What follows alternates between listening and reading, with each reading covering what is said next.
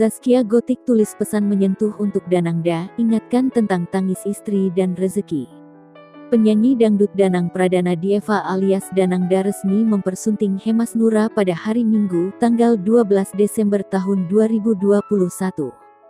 Danang dan istri menggelar acara ijab kabul dan resepsi di salah satu hotel berbintang di Yogyakarta.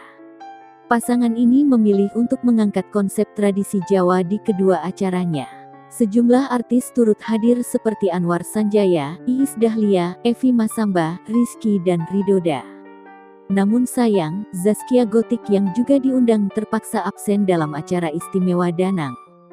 Meski begitu, istri Sirajuddin Mahmud tetap mengucapkan selamat melalui unggahan Instagramnya pada Senin, tanggal 13 Desember tahun 2021.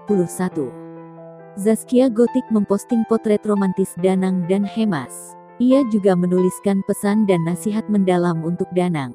Zaskia mengingatkan agar tidak membuat sang istri bersedih.